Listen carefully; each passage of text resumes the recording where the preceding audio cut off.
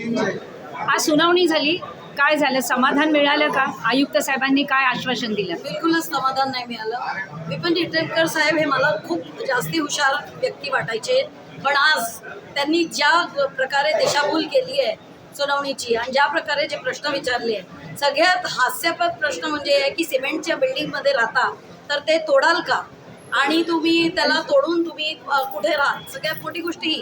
आणि ते देवेंद्र फडणवीस जो बोलतोय तेच ते पुन्हा नमूद करतात आहे. देवेंद्र फडणवीस ती स्वतः म्हटले 1 झाडं कापून 10 लावू. जेव्हा मुख्यमंत्रीच हे म्हणतोय तर आपण आयुक्तांकडून काय अपेक्षा करणार? शेवटी ते येसमॅन आहेत ते मुख्यमंत्र्याचे, आणि त्यांना सांगितलं गेलं आहे की जे काय नागरिक जेव्हा येतील, आक्षेप घेतील, सुनावण्या घ्या आणि मोकळं करा, जमिनी मोकळ्या करा, भूखंड जे आहेत ते मोकळे करा. कारण कोणत्या तरी बिल्डरच्या घशामध्ये कुठे ना कुठे नागपूर शहराचे सगळे जमिनी टाकायचे आहेत. हे मॉडस ऑपरेंडी चालू आहे आणि याला विकास नाही म्हणत, याला विनाश म्हणतात. फडणवीस साहेबांना म्हणजे जनसुनावणी म्हणजे नुसतं फास होती. बिलकुल फडणवीस साहेबांना हे समजणं जरुरी आहे की लोकांनी मॉलची मागणी नाही केली आहे. लोकांना गार्डन पाहिजे, लोकांना मार्केट पाहिजे, लोकांना पार्किंग पाहिजे. त्यांनी मुळीच म्हटलं नाही आहे की सगळ्या प्रायव्हेट बिल्डर्सच्या घशामध्ये टाका. आणि गडकरी साहेबांना पण हे म्हणायला जरुरी आहे की सगळ्या गोष्टी तुम्ही तुमच्या मित्रांच्या घशामध्ये आता टाकणं बंद करा.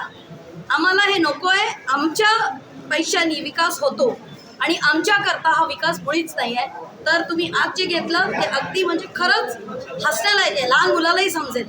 ते KG2 ची मुलगी आली होती, ती पण उठून चालली गेली, कारण तिला समजलं की ईटनकर साहेब जे हुशार आहेत ते दिशाभूल कशी करतात ते नागरिकांची, आणि टोटल वेळ वाया घालवलेला आहे. सर काय सांगाल, तुम्ही कोणता मुद्दा उचलला? तुमचं नाव सांगा. आशुतोष दाभोळकर. ही जी लंडन स्ट्रीटची जागा जी विकसित करतात आहे, सोकॉल्ड विकास जो आहे, ती ओरिजिनली ही पब्लिक युटिलिटी जागा आहे, सार्वजनिक उपयोगाची. विकास करताना हा एक दृष्टिकोन ठेवला पाहिजे की कमर्शियल तुम्ही करताय, ठीक आहे, करणार ते साहेब म्हणाले आम्हाला करता येतं, लँड यूज बदलता येतो. पब्लिक युटिलिटीसाठी पण त्याच्यामध्ये ठेवलं पाहिजे ना. आता लोकांची डिमांड किंवा नीड अशी आहे की ऑक्सिजन AQI वाढतो आहे आणि एक साथ 10,000 झाडं कापल्या जातात. एकदम एवढं पूर्ण जागा, आणि ही सार्वजनिक जागा आहे ना, त्या विकासकाला काही हक्क नाही की इंच जागेवर तुम्ही पूर्ण सफाचट करून त्याच्यात कॉन्क्रीटचं जंगल उभं करणं.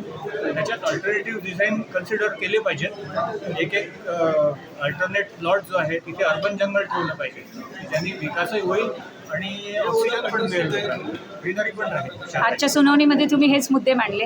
कसा प्रतिसाद कसा होता आयुक्त साहेबांचा? तरी अजून तर काही हे नाही आहे. आता बघू काय करतात. आश्वासन तर दिले आहेत त्यांनी, बघूया.